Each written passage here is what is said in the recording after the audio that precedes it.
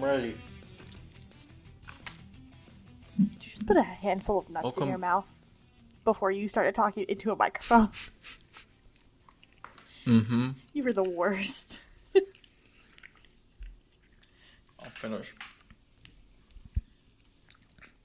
Welcome back to the show. Bienvenidos a nuestro show. Bienvenidos? Yeah. What does that mean? Welcome. Oh, that's cool. If you translate it I learned correct, that if you translate it like directly, bien is good. Venidos is like good comings, I guess. Like you came in well, I hope. Like Yeah. I've never really thought about that till just now. But yeah, welcome. That's cool. I learned that the word for two is pretty long in Spanish.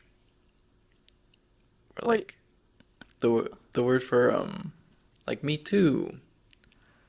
Oh. Or like yo like también. T-O-O. Yeah. Yep. Yeah. Okay. That was our little Spanish lesson for today, folks. Yeah. All right. But you know what's awesome about Spanish is that they had the smart idea to make "and" one word. Well, no, one letter. One letter long. Mm-hmm. That's cool. When you're writing, it makes it so much easier.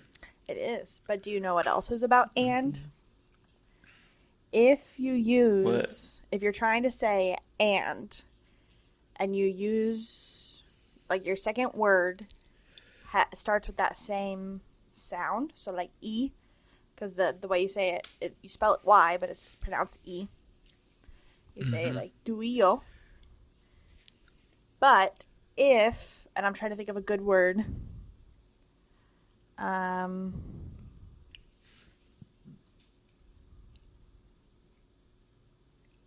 don't know. If the second word you're gonna say has the same sound though, like the E sound, you change out the Y. So you don't say like E right next to each other. So I'm trying to think. You're going to just have to edit this down so it doesn't sound like I'm... Escribir? Escribir? No, because it's... Would that be one? Escribir. It would be something that starts with an I, because it makes the E sound. Not an actual E. You need something that's an I. Okay. I'm trying to think of a... I literally can't think of Spanish words that start with an I.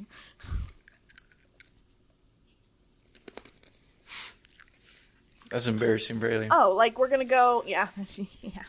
So we would say like on Sunday, we're gonna go for a walk and then go to church. So church is iglesia. So you say vamos a caminar, vamos a un camino y iglesia. It would be la iglesia, but like anyway, you wouldn't say that. You would say a iglesia. You would replace it with an E. The letter E, because you don't want those two sounds next to each other. Vamos a un camino e iglesia. Okay, that's kind of weird. Yeah, I mean, it's the same way that we don't say like a and then something that starts with a vowel. Like it's not a acronym. It's an acronym. You say AN when it's next to a vowel. Because acronym sounds horrendous next to each other. Like, that just sounds real gross. So you pronounce A with an when you're dealing with words that have a vowel at the beginning. Okay. So, same concept. Just makes it sound prettier. That's interesting. Mm-hmm. Yeah. Yeah. And think about that. There's your grammar lesson for the day, folks. Also, don't come at me if I'm wrong. I don't care. Language is hard. Language is complicated. Language is nuanced. Language also, like, changes. And then you have slang. Yeah. Especially Yeah, especially because like language is like always an evolving thing, and it wasn't just like something that like one dude wrote all the rules to, and then that was it. It was like hundreds of dudes over hundreds of years wrote all the rules to it.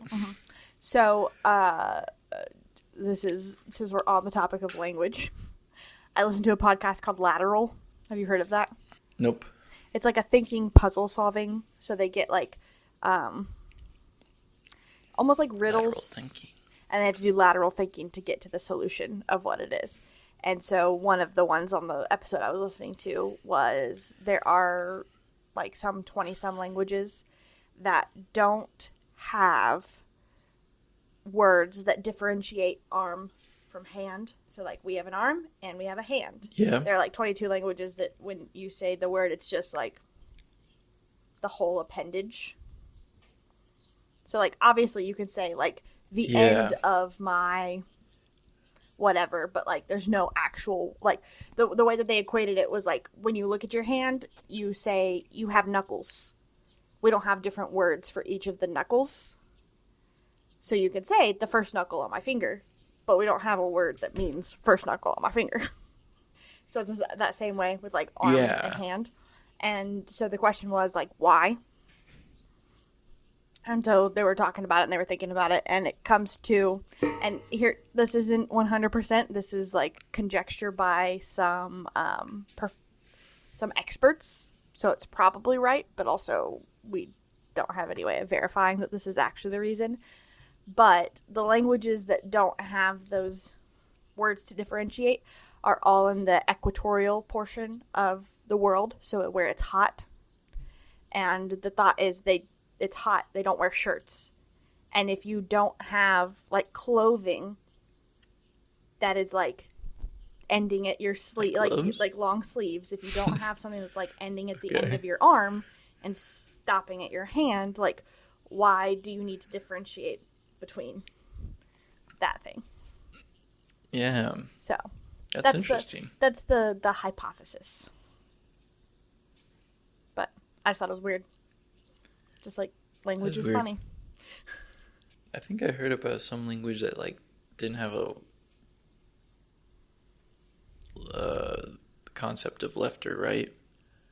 Words for left or right. Do you know the reason behind that? No, that was just it. It's because they don't use left and right. They use absolute compass directions of north, south, east, and west. Interesting. So you use like east and west. I would be sunk. For your arms? I never know. Well, it depends on where you're facing too. Yeah. Because do they do it like based on I don't know.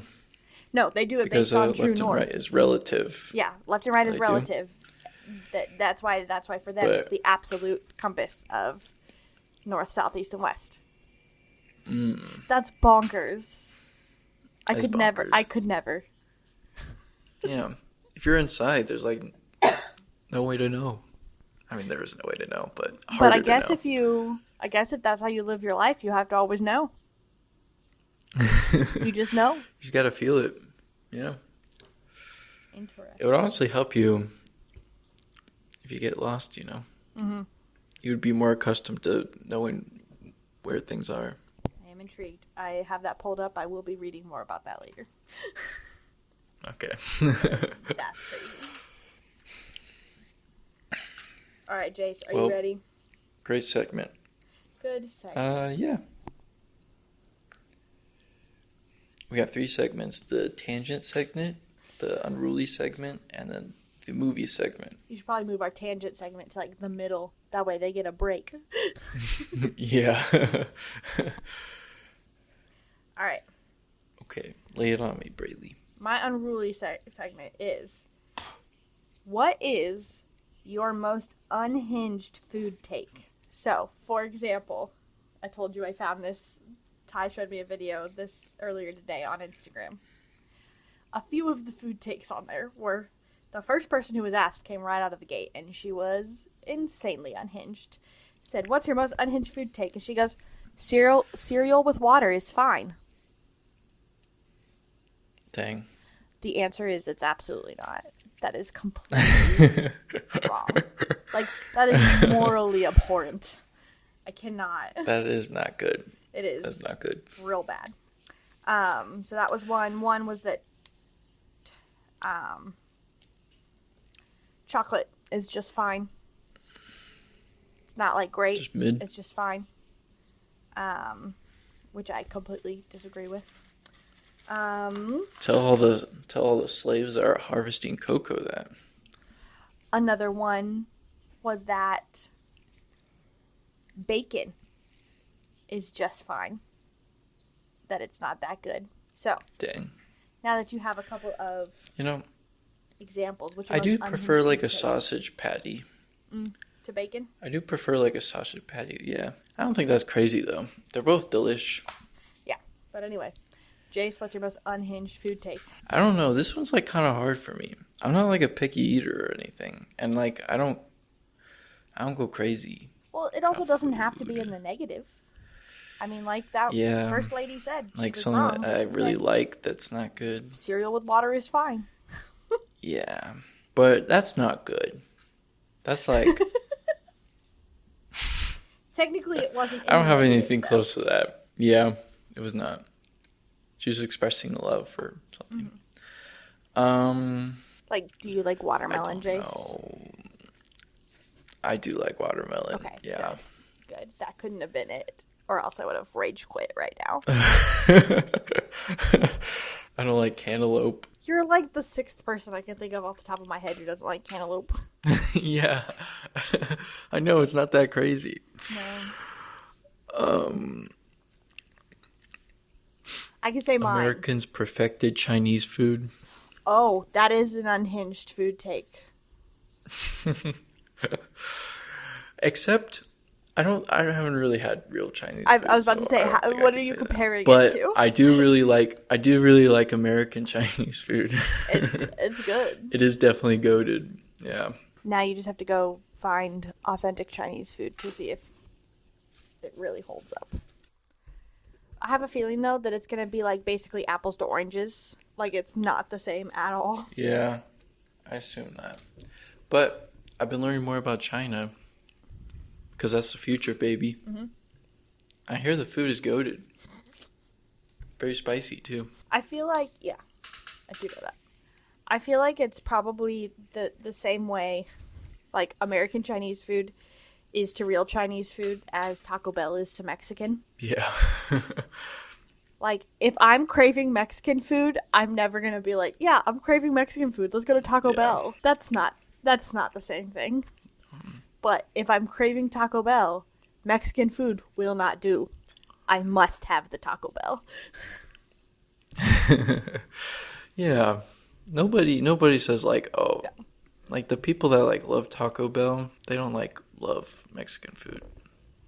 Like they might, but that's not like inherent to them. I feel like that's probably what Americanized Chinese food is to real Chinese food. Mm-hmm. But it's delicious, and I will slam some sweet and sour chicken all day, every day. Yeah. I love it so much. Me too.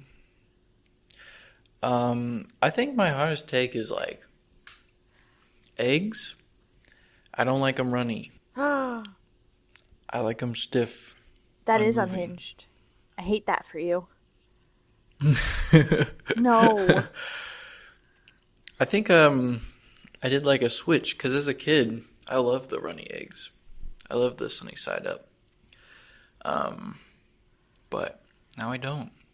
I like them solidified, and I don't even like it kind of like gooey. Who in our family called them poppy eggs? Poppy eggs? Maybe me. I don't know. Like you could pop them. Yeah. And they would be runny. Yeah. I don't know. Yeah, I'm sad for you. I'm always sad when I'm pregnant because you're not supposed to have runny eggs while pregnant. Oh, really? And I love runny eggs. Mm-hmm. Is it just like a chance of salmonella? Risk of salmonella. Oh, yeah. You just want to do everything you can to limit salmonella as much as possible. Yeah. Not a good thing to get pregnant. Yeah. Or ever. Or, yes, never, but also especially while pregnant. I watched a guy But, eat an ostrich egg, but eat the yolk, and he got salmonella. like, cooked it up and... Oh, goodness. All right. Well, are you ready for my unhinged food take? Yeah, I'm ready. I'm gonna go crazy. Peanut butter is not good. Oh, yeah. And neither is just, like, cold cheese. Mm-hmm. Just, like, blocks of cold cheese are gross. The only cold cheese that I will be okay with is string cheese. Yeah. Oh, that's wrong. But that's another good source of protein, Jace. String cheese. Yeah. Yeah, I remember this. I remember you disliking the cheese, which is a crime. Because what is often my snack before we do these recordings, Braylee? You are always eating just like a block of cheese. Always. Yes, I am.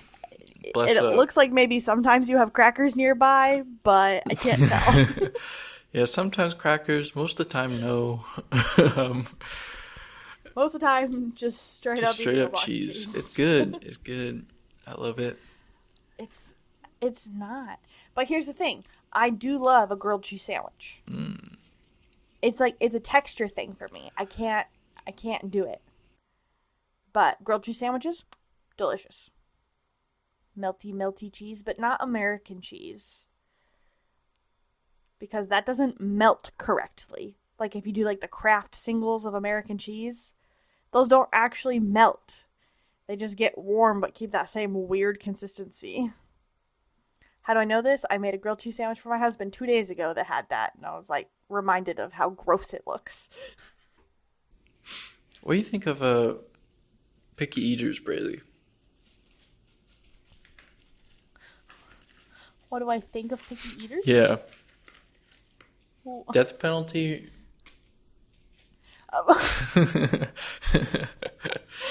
No. Okay, what I just think it must be sad. What punishment fits a crime? Oh. I think their sadness at not knowing how good some really good, strange foods are. It really is. Yeah. I realized I don't dislike picky eaters. I just dislike the people that if I'm like, hey, try this real quick, and then they have to question me for 30 minutes about what it tastes like before they pop it into their mouth for 10 seconds just to, I can't stand that. You just pop it into your mouth. And that'll tell you what it tastes like. Yeah. Your tongue and taste buds, that's what they'll tell you what it tastes like. Even if it's atrocious to you, you only have to withstand it for a few seconds, bro. Come on. Mm-hmm. Yeah. Couldn't. Disclaimer, this complaint does not apply to people with food allergies. That's a completely different thing. Yeah. We would prefer not to kill you. Mm-hmm. So for Spanish class in middle school, I made a meal with my sister and brother-in-law and took it into Spanish class. And it was Latin American design. Flavors, yeah. But yeah, it was some chicken thing. I can't remember what it was, but it was good. It was very mildly spicy, very mild. Even a white person would not be offended by it. But maybe the whitest person would. And I'm dishing it out to the students and everything, my classmates, and it's getting good reviews. Everyone loves it, and my friend doesn't want to take it. And I want him to take it, obviously, but he doesn't want to because he's a picky eater. And I keep trying to give it to him, but he keeps refusing until the teacher has to come over and is like, Stop okay, harassing him, Jace. he doesn't want it. You don't you don't give it to him. Yeah, but I'm like, this is my friend. I'm trying to toughen him up, and he, yeah, and he didn't take it, and I'll never forgive him for that. Does his friend's name start with an O? Yeah, it does. You've never forgiven him? I've never forgiven him for that. You're still friends. You just think about that every time you talk to him, and you're like, well, everything else is great, but this one thing, I'll never forget it. Honestly, I was legitimately pissed at him. I'm not holding it. Yeah. Yeah, I think that's my thing about just people in general. They have to try it. That's what Hudson does that all the time. I mean, but he's like almost 4. He'll go, we'll make something, and he'll go, I don't like this. I'm like, you can't say that. You literally have never had it before. You can say that after you've tried a bite. I don't care. But you don't get to just say you don't like it if you haven't tried it yet. And he's like, oh, okay. I'm like, it's fine if you don't like it after you try it. That's fine. I don't care. But you can't look at something and be like, I don't like that. It's okay if, like, all you want to eat is, like, chicken nuggets and mac and cheese. But, like, if you just refuse to try anything other than chicken nuggets and mac and cheese, you are childish. You are not a serious person. And I'll be, to be fair, like, you know, if somebody tells me that something has peanut butter in it, like they've made something with a peanut butter sauce, I'm like, I'm not going to like that because I don't like peanut butter. Mm-hmm. So if you've put peanut butter sauce on top of something, I'm not going to like it. I'm okay with that argument as well. Yeah. That's fine. That is a sound argument. Mm-hmm. So that type of a thing is good. But I think ultimately like, always. Go ahead. I think ultimately my friend was just racist. You concur, Bradley? Like, legitimately? No. I don't concur. He was like, it comes from the South, America. No, thank you. No, thank you. So, this is what needs to happen then, Jace. You just need to sever yourself as a picky eater, whoever you may be. You just need to sever yourself so that your innie has to try all the food and then keeps a detailed journal of the things that they do and do not like. And then, as an outie, you only eat the things that your innie has approved. And then that way, you never have to eat anything that is gross. The picky eater paradise. Ba-dum-shh. Did I do a good segue? Yeah, that was a good segue. It was a good segue. Yeah, we'll be talking about the Severance TV show now. Severance is a TV show on Apple TV about working at a company, but you get your mind cut in half, where half of your consciousness is experiencing your personal life, and the other half of your consciousness is experiencing work life, and you do not have access to either side when you're, the other person, obviously. It creates some wacky scenarios that we will talk about. It's like perfect work-life balance, baby. Yeah, except maybe not. Maybe not. But yeah, Apple TV starring Adam Scott, Britt Lauer, Zach Cherry, John Turturro, and a bunch of episodes are directed by Ben Stiller. Not all of them, but he and Adam Scott, I think, are both also executive producers. Yep. And then Ben Stiller is a director on quite a few episodes. There are 2 seasons out now, but it was like 3 years between season 1 and 2. It felt pretty quick, honestly. So good. It's so good. How did you see the first season, Braylee? On a TV?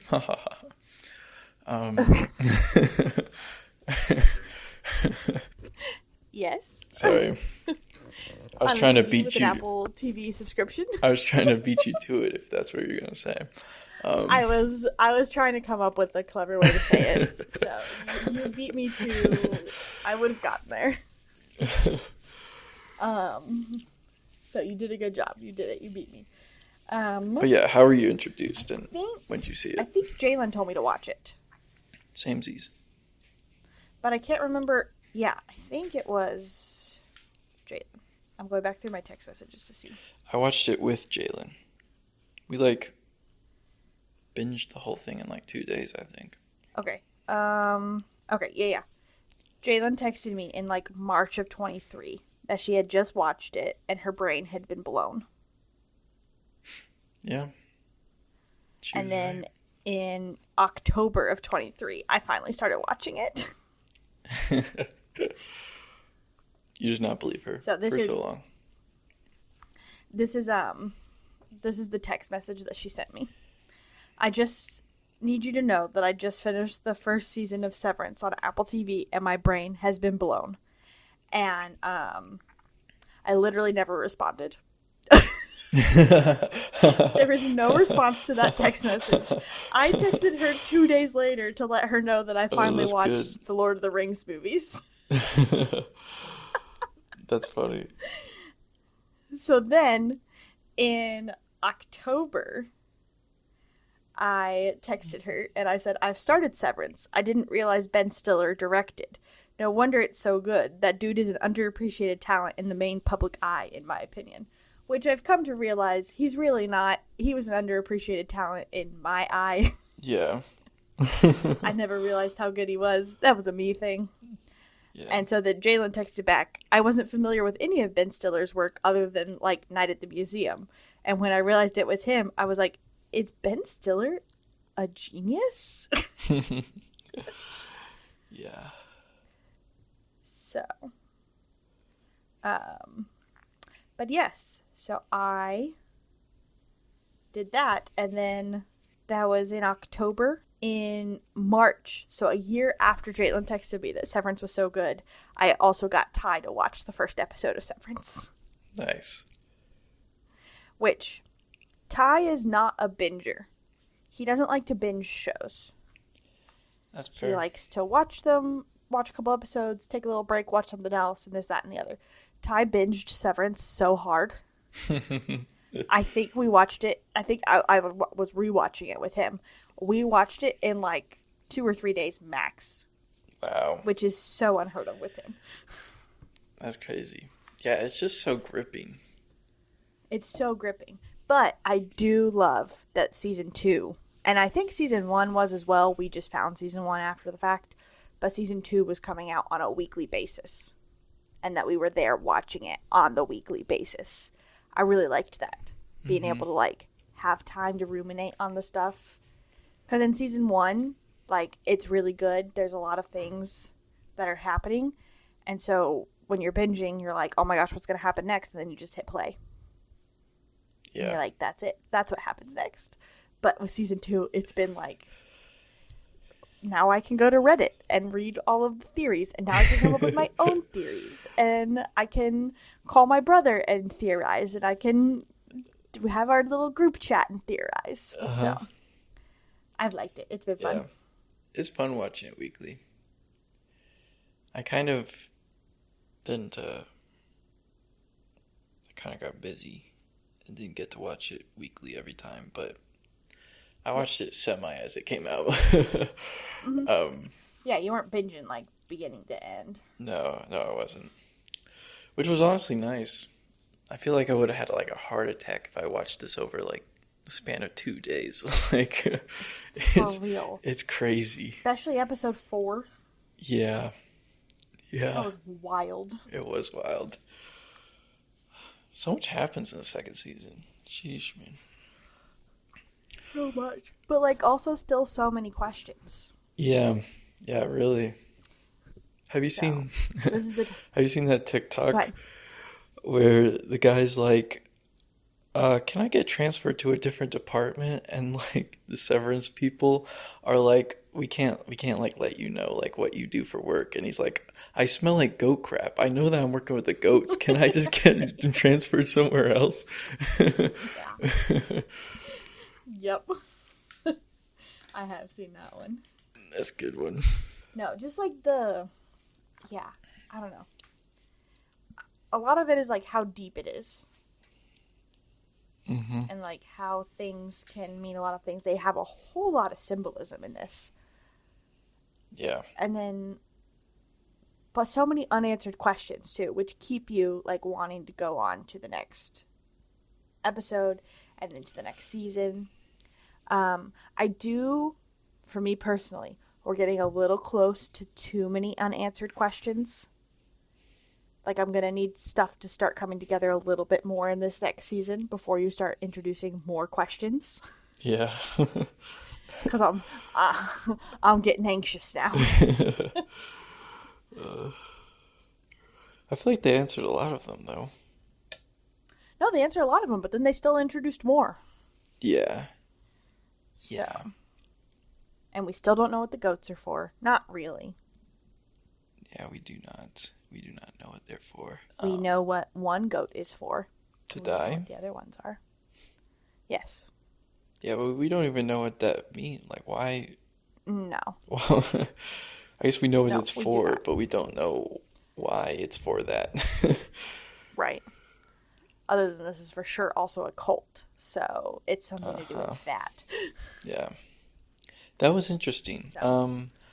In the second season, it becomes more apparent that, like, it's a cult both on the inside and the outside. Like, in the innie, in the severed part of the company, but also in, like, the non-severed part of the company.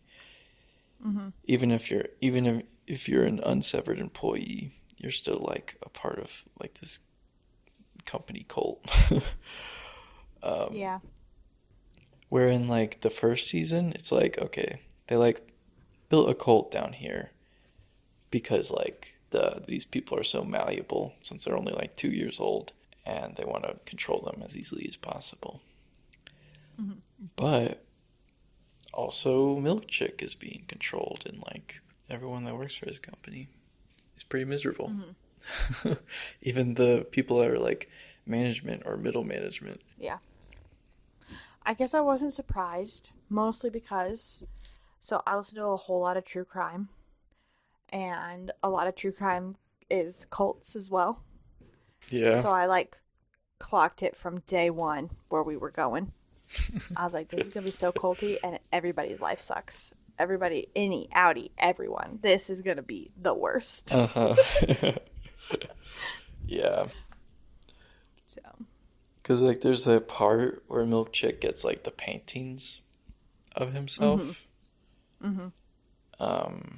It's, like, supposed to be a big honor, but he doesn't feel so satisfied with it. Turns out it's just racist.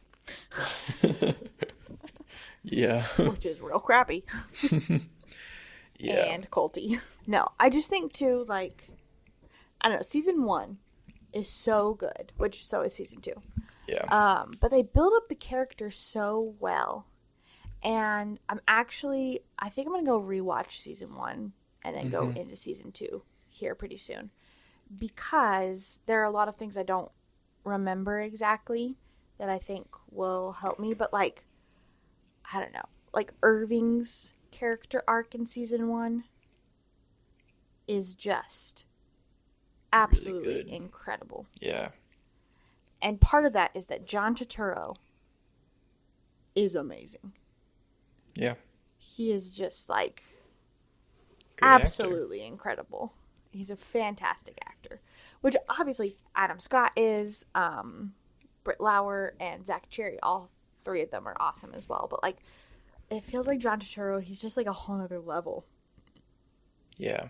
And he's amazing. So, like, watching that particular character arc come through just made the way that John Turturro could make me love Irving so hardcore was so cool to see that. Yeah. I feel remember. like I was going somewhere else with this, but I don't remember. I remember seeing, like, clips from the first season, and Irving at the beginning is like the annoying coworker stereotype. Die-hard Lumen lover. Yeah. Like 1000% rule stickler, ingrained Poindexter. into the cult. Yeah. Yeah. Yeah. And I remember being super annoyed with him, like, the first 2 episodes. I was like, this guy is driving me insane.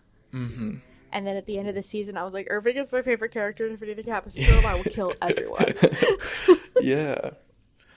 All the characters in this show are, like, so good. Mm-hmm. Especially, like, the innies. The innies are so... Dylan, Helly, Irving, Milchick. He's not an innie, but Milchick is so good. Man. The actor for him. He is so good. He's so good. His facial expressions and his body language and, like, the way he delivers his lines. It's just... It is literal art. Uh-huh.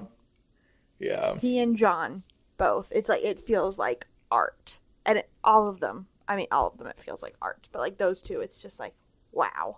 Yeah. Dang. Yeah. I do have a question, Mr. Film Boy. Uh-huh. How are they achieving that shift of their faces when they go down through the elevator, or when they go down the elevator, up the elevator, to, like, show that they're innie or they're outie? The camera changes. Yeah. Like, what are they doing? They're doing a dolly zoom there. Okay. As it's referred to, where they physically push the camera in, but they pull the focal length out, or like they zoom out as they're pushing the camera in, which creates, like, distorted background. Okay. I'm about to do it with something on my desk, just like taking my camera and doing it. So you're physically moving the camera towards the person, but zooming out. Yeah. With, like, the zoom. Okay. Oh yeah, that's trippy. Yeah. Yeah, you'll notice if you've seen Jaws, they do that technique when his son gets attacked by the shark at first. Okay. Hitchcock, actually, I think he was the first person to actually do it in his film Vertigo. But yeah, it's a really cool effect, and it's used super effectively because it perfectly kind of like shows, like, the disorientation that these characters go through. Like, the world is, like, shifting around them, and their selves are shifting as well. And it is super awesome. It looks great. No, I agree. It's cool. And then the way that they use sound too, because you hear that. You hear the change. You see the change. It honestly kind of makes you feel the change too. Uh-huh. Yeah. Which, like, I know the pressure isn't dropping in my house, but somehow it feels like the pressure is dropping in my house. Yeah. I would say this is, like, probably the best looking show currently airing right now. That and, okay, so episode, was it 7, where we learned about Gemma? Yeah. And Mark and their relationship of this season? Mm-hmm. So I will never be able to watch that episode again because I sobbed so hard. Dang. But I also want to watch it again because it was literal art in front of my eyes. Yes.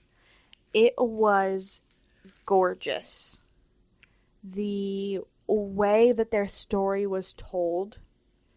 So it was crazy because we watch all, like, the little after...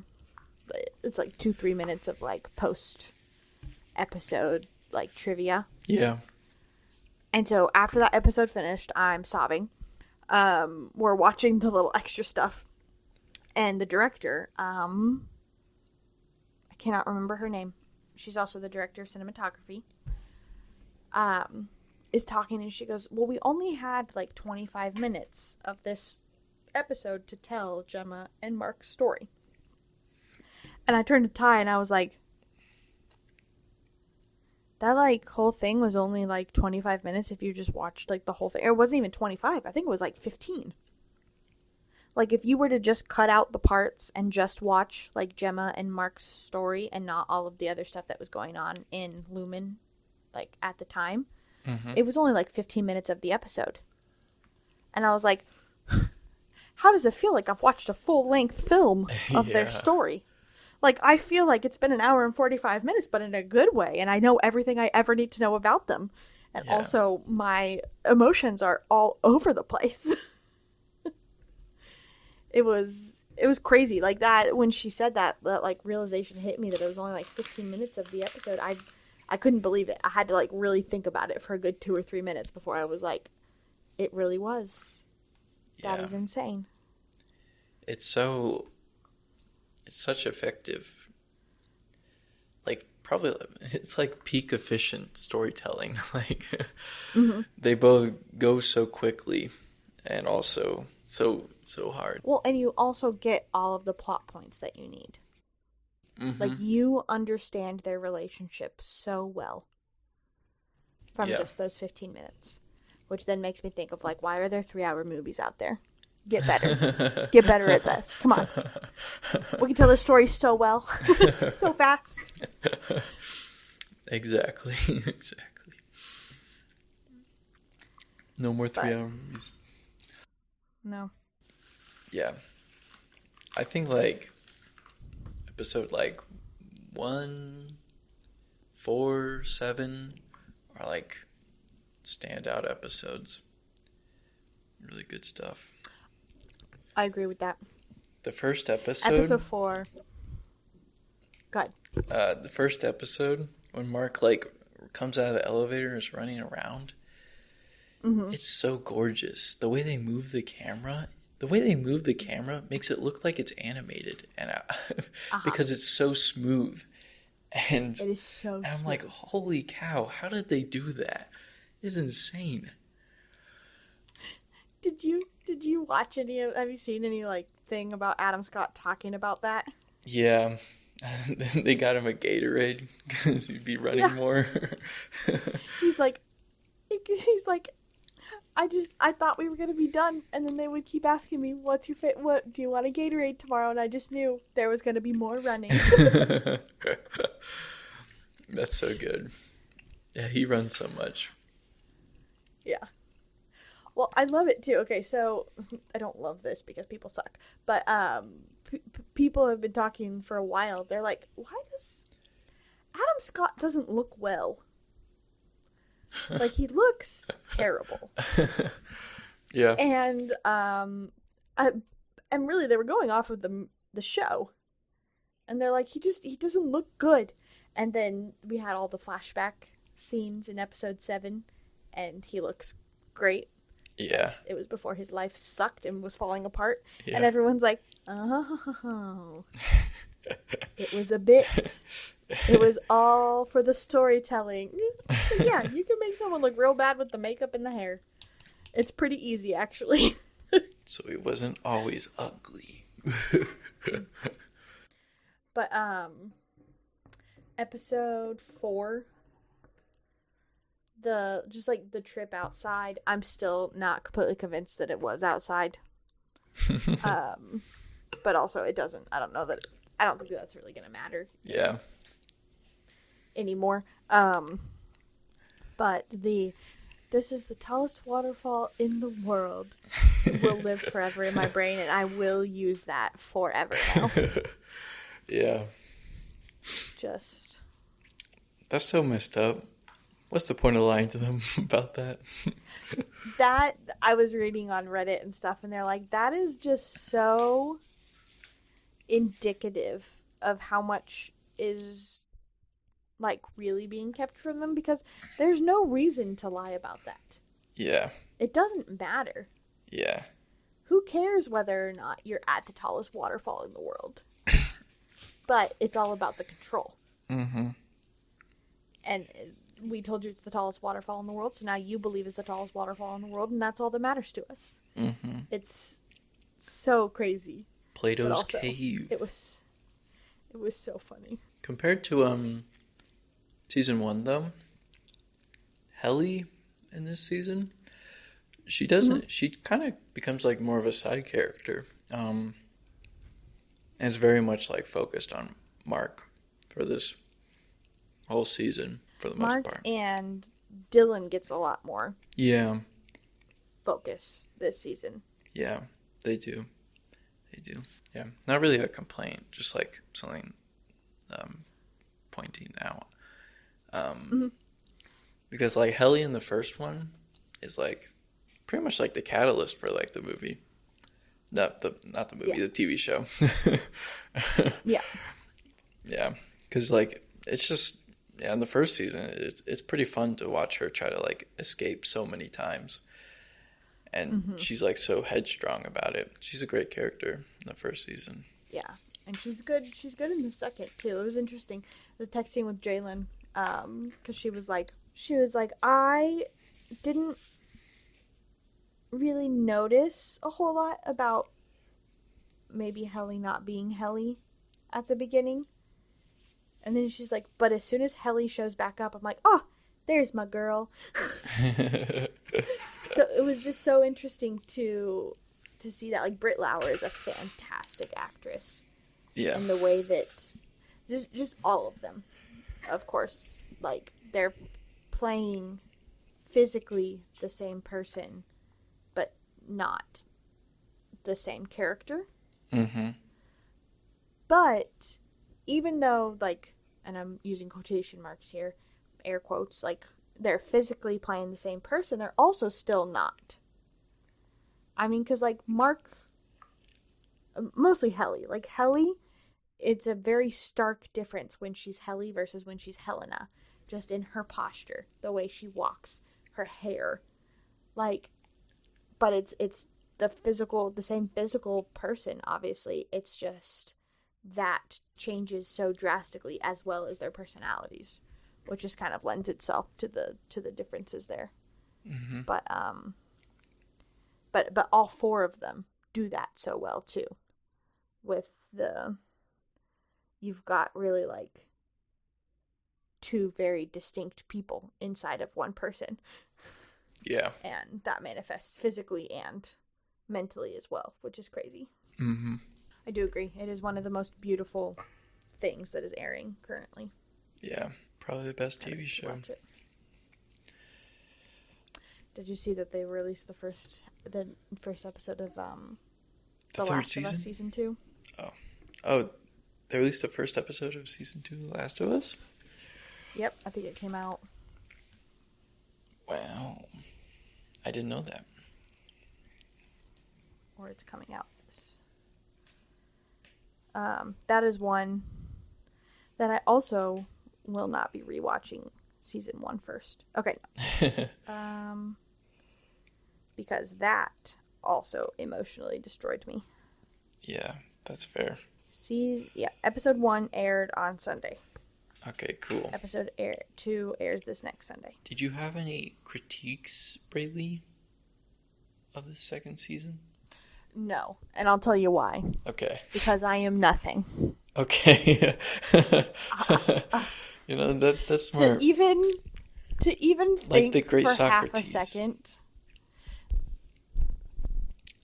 that I have anything to offer these people as far as my criticism is concerned. No. Like I said, the only thing that I'll think is like, I'm going to start needing some more answers soon. Uh-huh.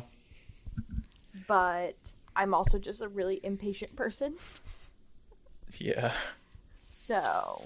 That's fair. But like, Mom and I have been watching the Watson, the new series on CBS, Watson, where he's a medical doctor solving things. Yeah. And I'm only like 5 episodes in, and I think I've already quit because there are so many questions that it's just not even fun. Yeah. Like, things just keep getting brought up, nothing else is getting solved, and none of their characters are super likable either. So Yeah. I'm like, I don't really care. I have a billion questions, but in the end, the answer is I don't care enough to stick around and figure out what those answers are. Yeah. And that is not the case with Severance whatsoever. I have a billion questions and I love each character so much that I must know the answers. Yeah. I love all the characters. Well, and the new one they brought on this season, Miss Huang. Yeah. I mean, she is incredible, that little actress. Yeah, she is. She's pretty funny. In the first Why are you a child? Yeah. Because of when I was born. Was a good one. It's such a good joke. Good jokes. This is... That was part of what Jalen said when she was watching this. She was watching another Apple TV show at the same time. I think it was Mythic Quest. Yeah. That is a comedy. Uh-huh. And Jalen goes, I was watching Mythic Quest, and, like, I think I laughed twice. She goes, it's a comedy. I watched Severance, and I was laughing constantly. Because they just are so unhinged and funny, but also, like, it's still the sci-fi, like, thriller suspense thing. Uh-huh. She goes, but I was laughing a lot at that one. Yeah. And I thought it was interesting because I do laugh at Severance quite a bit. It's super funny. It is so clever. Mm-hmm. Like, when they come back and Irv is really upset, and he's like, and Zach's like, Dylan is like, what's wrong, Irv? Are you poor up there? Like, it's just... That's good. So good. Yeah. And that part where Milkchick runs out of the room away from Dylan. Yeah. Oh my gosh. Incredible. He just books it. My goodness. That, and then the marching band. Yep. Ty and I were talking about it, and Ty goes, do you think that if Cobell were still around, that, like, this would have been her? Like, she would have been leading the marching band? And I said, no, sweetheart, this is Milchick's baby. He's been working on this for years.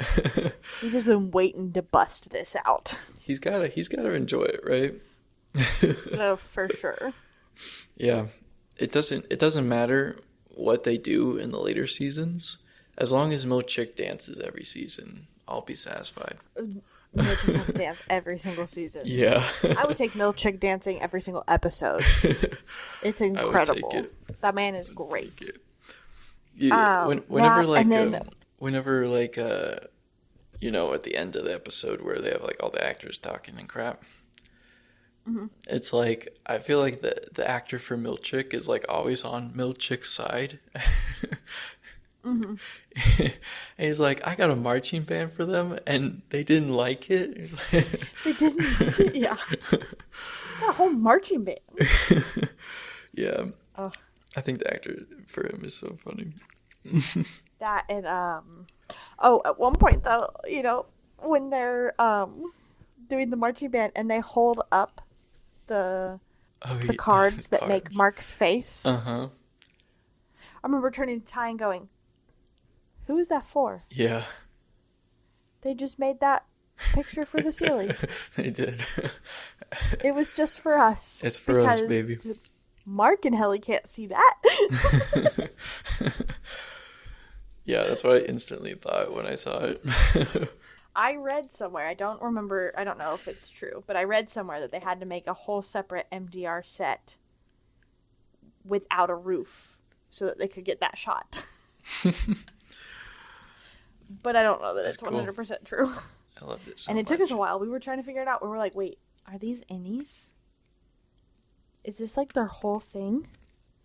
Is that they just come to work and they practice and are in a marching band? That's it. And the answer is yes. That is true. Bummer. Yeah, that would be crazy. My innie would revolt. It feels like in Barbie when Ken is like, my job is beach. Like, that's what every innie is. Yeah. That innie is just like, my job is band. And other My job is the goat. O and D, they're like, yeah, the goat people. My job is goat. NTR is like, my job is numbers. It's just One thing I found weird was Devin, when like Mark is being reintegrated, she's like, we should call Miss Cobell. And I don't really understand how she gets to that point. She doesn't even know if Miss Cobell has been fired from Lumen. Like, for real. yeah, Like Milchick tells them that she's been fired, but obviously, like, why would Devin take anything that Milchick says at face value? right. So I was kind of confused why like she was so gun ho on Miss Cobell. Yeah, I was reading some people's thoughts on that too. Some people really, really hated it, and some people were like, "Listen, her brother is literally like dying in front of her eyes. Like, Cobell is like the only other person that she knows that is connected to Lumen Yeah. in such a way that could be helpful." I was like, I understand that. That does make sense to me. It was a little weird to me too, where she was like, "We're calling Cobell," and I was like, I don't know, man. But I do get it. If that's the only connection you have, and literally like the person you love so much is on the ground and possibly dying in front of you, you kind of do what you gotta do. Yeah. Even if maybe it doesn't make a whole lot of sense. Yeah. Yeah, it felt like the writers just like they needed to get, obviously these three characters together. They just didn't know exactly how to get there. But Yeah. that was like the only thing that I could like think of that slightly like I disliked. And even then, like, I can still kind of rationalize it in my brain. Like, Right. Yeah, totally. No, it was interesting because I was also hoping that we would go further with like Rickon's stuff. oh yeah, they just she just this abandons her season. baby. I mean, with her father. Yeah, but like The baby is with Rick, who is her father. there's never like a phone it's call okay. from Rickon being like, "Oh, the baby um is pooping or whatever." It's just like the baby doesn't exist anymore. The baby does not exist. Well, maybe it's because Rickon's a competent father and doesn't have to call his wife every time the baby poops. Oh, you just think love you just the think Rickon would be flash. checking in. I did love the flashback though of them at like dinner and stuff, and the little weirdo Rickon, but like Yeah. that you could tell that Mark thought he was weird, but he also still loved him. Like it was that episode was so good at showing us how unraveled Mark has become. Yeah.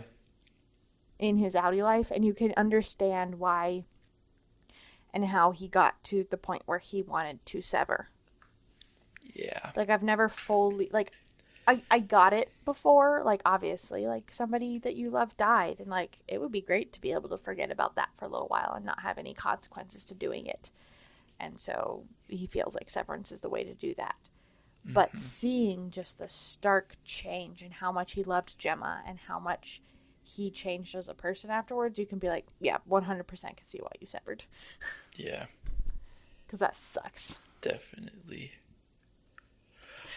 Also, did I send that meme about Mark's terrible negotiation skills to our Severance group? I don't think so. Oh, yeah. Okay. It was like, see if I sent it to just Jalen, because I was sending Jalen some memes when you weren't caught up yet, but we both were. I was sending them just to her for a little bit. But anyway, it was about that back and forth that Mark does with his innie and his outie. Oh yeah. And it's like Mark's terrible negotiation skills, where it's like, hey, yeah, what's that girl you like? What's her name? Smelly? When he's trying to convince Outie Mark basically to end his existence by reminding him that he has somebody that he loves. Yeah. Yeah. I was like, Mark, that was a real bad idea, baby doll. Not working in your favor. Give him a break. He's obviously diminished his social skills over the years. Which is true. Yeah. Yeah, it was kind of painful watching Innie and Outie Mark, their conversation just devolve into fighting. Yes. Yeah. But at the beginning, it was kind of cool. Because they were both kind of like, whoa, this is kind of crazy. And then at the end, it was just like, I hate you. No, I hate you. And then it was... What'd you think of stuff that happened with Mr. Drummond and everything? Oh, the killing scene? Yeah. The death of I Mr. was Drummond. so taken off guard. Yeah. So what I thought was going to happen, which I think is what like all of everybody watching ever thought was going to happen, was they were going to go into the elevator. They were going to switch, and Outie Mark was going to be there holding the gun, and Drummond was going to take that moment of like disorientation to start trying to murder him again. Yeah. And that didn't happen. And it was gun goes off. It was crazy. There was so much blood. There was so much blood. So much blood. Mm-hmm. It just kept coming out, and I was like, what is happening? Yeah. Yeah, it's pretty violent. It feels pretty satisfying, though, because it's all built up to this. It gets unleashed with some violence, but yeah, that was crazy. Mm-hmm. Did you laugh in that moment, Braylee? When Drummond died? Yeah. Just a little bit. It was more of a confused giggle, I'm not going to lie. Yeah. I was like, what? But I remember texting Draylin afterwards, too, because we had been talking, and she was like, at the end of episode 9, she was like, there is so much that has happened that's like just built up this tension. Something physical needs to happen soon so that this tension can be released. Like, I need violence. And episode 10 delivered, baby. It did deliver. Yep. The fight between Drummond and Goat Lady was incredible. It was incredible. Watching him also just nearly okay, so I loved this. So Gwendolyn, is it Gwendolyn Christie who plays Goat Lady? Yeah. Is 6'3". Oh wow. Yeah, she's 6 feet 3 inches tall. Dang. She's taller than me. Yes. I'm just saying that because I'm tall. I'm not short, guys. How tall are you? Are you 6'1"? Yes. So this is saying even possibly like 6'3.5" inches tall. That's still a lot. And then Drummond. We love a tall queen. So Drummond is 6'5". They're like, those two are like pretty well matched. Mm-hmm. Right? Okay, wait. Now I'm seeing that he's 6'2". Okay, he's 6'2". Okay. But anyway, but that's still tall. Yeah. And he's big. Dude is stalky.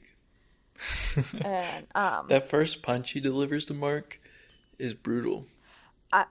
The one where it just like bounces his head between his fist and the wall, what feels like 37 times in like half a second.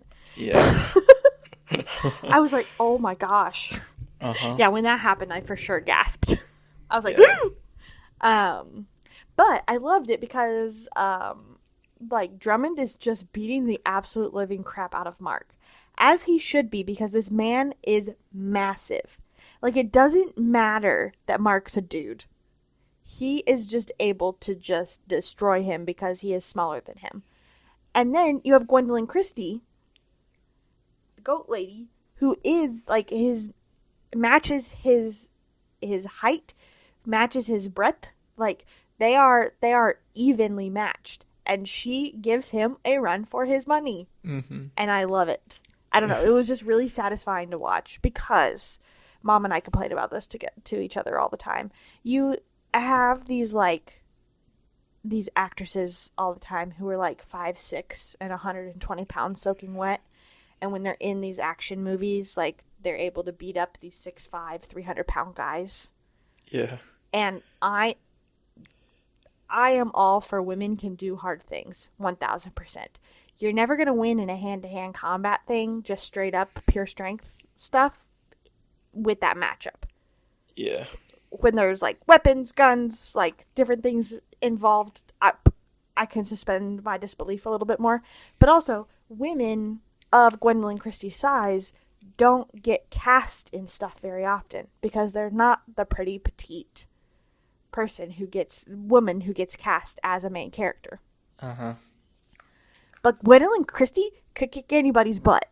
Yeah. And so it was fun to see her in that and able to do it. She is magnificent. She was a glory to behold. And I know that she was in Game of Thrones, which I've never seen. And I know that they used her like physicality in that as well. So I'm pretty sure that's pretty cool. But like it was just really fun to see. She's tall, she's gorgeous, and can beat the living crap out of people. And I think it's awesome. Yeah, she is in Game of Thrones. Yeah, she beats up a lot of people in that show. I figured. Yeah, she's pretty cool in that show. I was like, have you seen Ted Lasso? Nope. Is she in that? No, but it's another beautiful, tall British lady. Hannah Waddingham. So she's 5'11". So she's definitely not as tall as Gwendolyn Christie, but like 5'11" is still tall for a woman. Yeah. And she wears heels all the time. Yeah. And she's like never backing down from that, and so it's super awesome. So I don't know, it was just another one that like, you know, it's a completely different movie show. Like she's not beating anybody up or anything, but just another gorgeous tall woman that doesn't deserves shirk respect away from her height. Of course. Oh yeah. What do you think Cold Harbor is? Or I still have no clue. Okay. You still have no clue? I wasn't sure if it was like obvious and I didn't get it, or if it was still kind of ambiguous. I think it is kind of still ambiguous. I think it's still kind of ambiguous. So a lot of people are like freaking out because they're like, we don't know what Cold Harbor is. And like, it just seems like it is a moot point because like they already know that the severance barriers hold because Mark and Gemma as Miss Casey have already interacted with one another and they didn't recognize one another. And like this, that, and the other. And I was like, that's a fair point. I think the thing with Cold Harbor, though, is the amount of innies that they're trying to create. Like, this is the 25th. Like, Mark is just severed the once. So he's only got the two personalities or the two different people.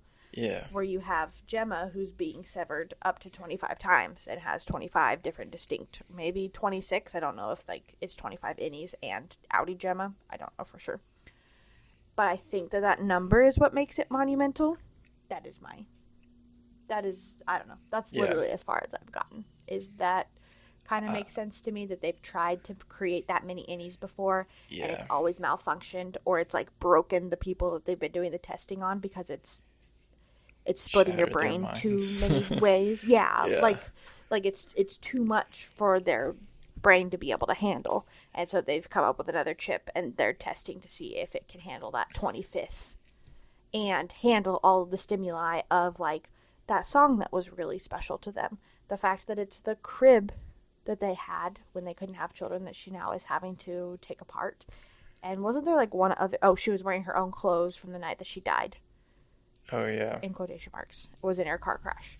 So, like, those three things are all very, like, personal, very, like, if there is a link at all to any type of memory, it would probably break through the barrier with, like, all of that stimulus and it wasn't.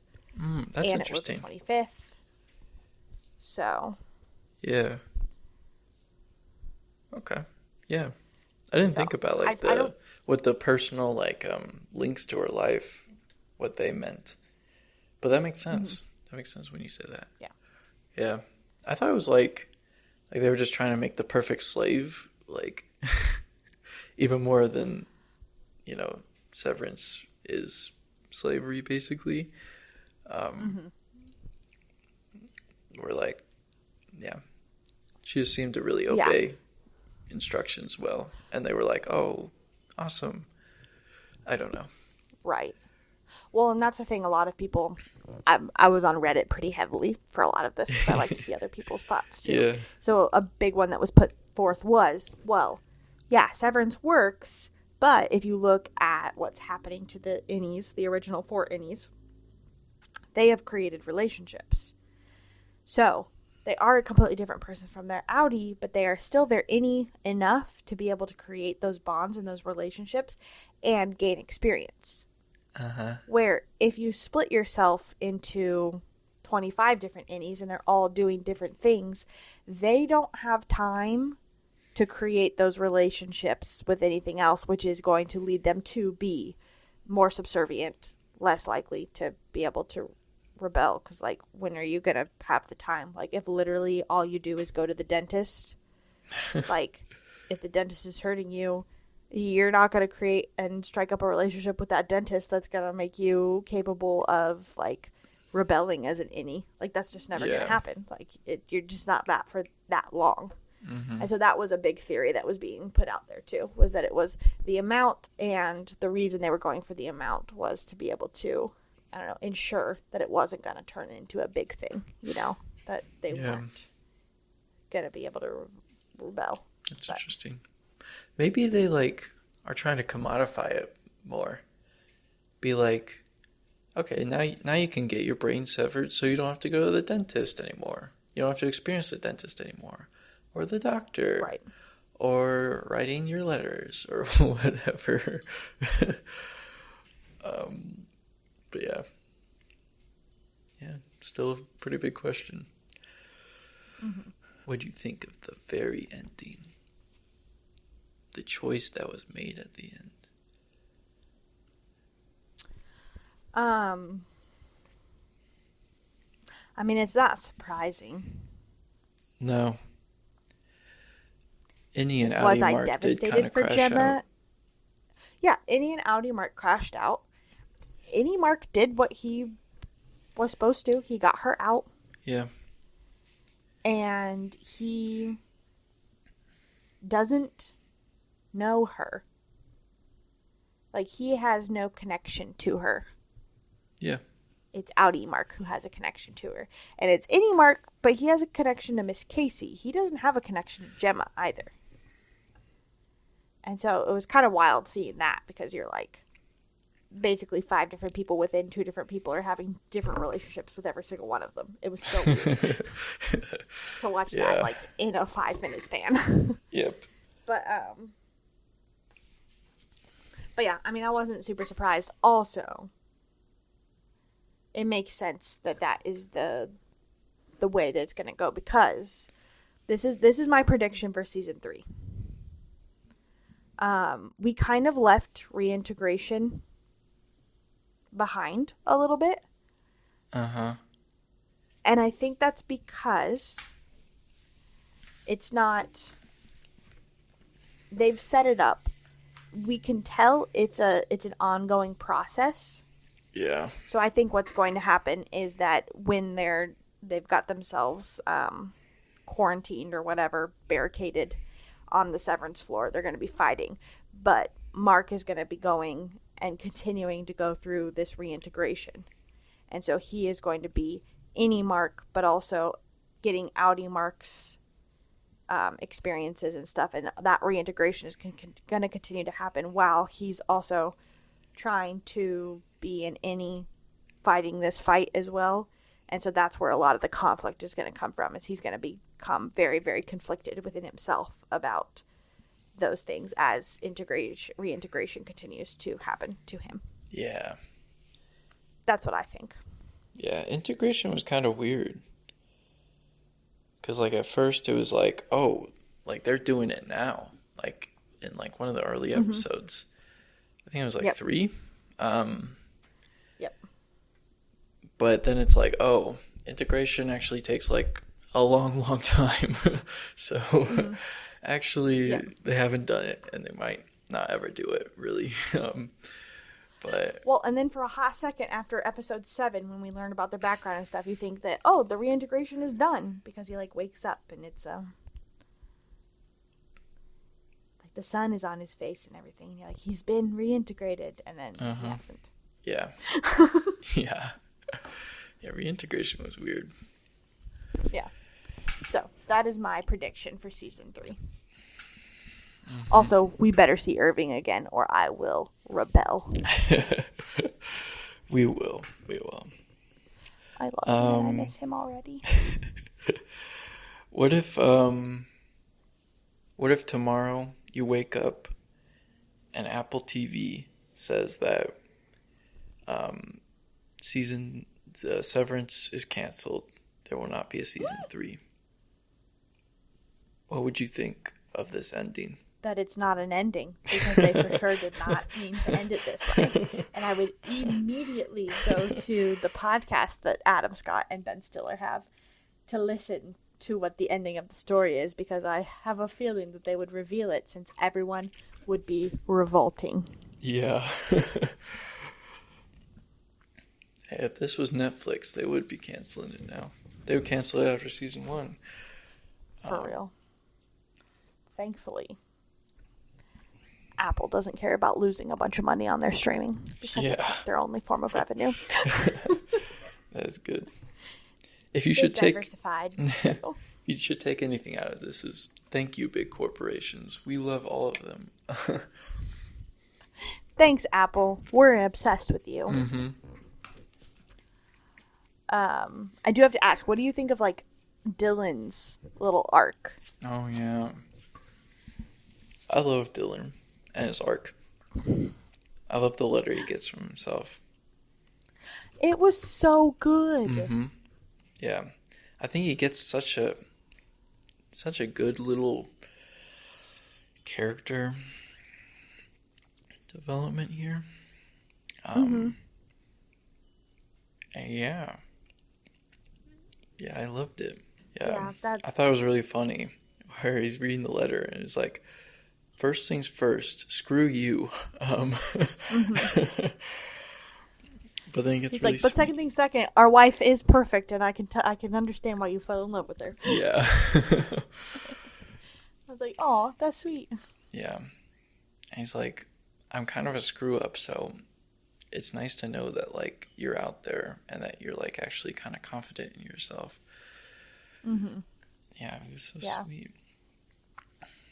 It was good. Mm-hmm. And the best part is that it was then, it happened right before, or right after, the reading of the letter happened right after Milchick booked it. Yeah. Which will forever live in my brain. Two of the greatest moments in Severance history. Basically, this show is perfect and I love it. Yeah. If it ended right here, I think I could be pretty satisfied. It would be like the ending like it is an ending. Yeah, it is an ending. Like a choice was made. Character arcs are complete. Like, yeah. I could be and satisfied. it's like real life. Everything still kind of sucks. Yeah. Yeah. Yeah, it does kind of suck. But yeah, I really do like that freeze frame at the end. And like the grainy film, like the film grain it has on it, I really like that. Yeah. No, just another reason to show that it's a beautiful, beautiful thing to watch. Just a really good looking TV show. Yeah. All right. We should probably wrap it up so you can get out of there on time. Yeah. All right. So, Jace, could you beat Severance? Yeah. Yeah. I would be a good little piggy and work my way into a grave. That's how I would beat it. What would happen if Drummond killed Mark there? I don't know, man. Would they just have faked his death somewhere? Yeah, he didn't seem bothered by it because he really was about to kill him. Yeah. Yeah. So I'm not sure. I guess he must have known that Cold Harbor was done. Otherwise, that would be a really dumb thing to do. Yeah. I mean, he did know that because that's why he was getting the goat. Yeah. Because I'm pretty sure he was preparing for it to be buried with Gemma. Because they had finished it, so. I still don't understand why Gemma would have had to die, but. Me neither. Some people were theorizing to get the chip out because they've done the testing, but now they need the chip. Yeah. Back. Yeah. To keep looking at and doing more testing on. So that was the leading theory I was seeing. Okay, interesting. But yeah, in likelihood, I probably couldn't beat Severance. This is a scary, scary place. It's real scary. Turns out the workplace is the worst place you have to spend your time in the world, much to real life. But yeah. Mm-hmm. So yeah, I'm gonna go with a no on this one. But yeah, that's good. That's good. Yeah, I'm also gonna go with a no. But I give this a 10 out of 10. Dang! I give this one a 10 out of 10. Yeah, baby.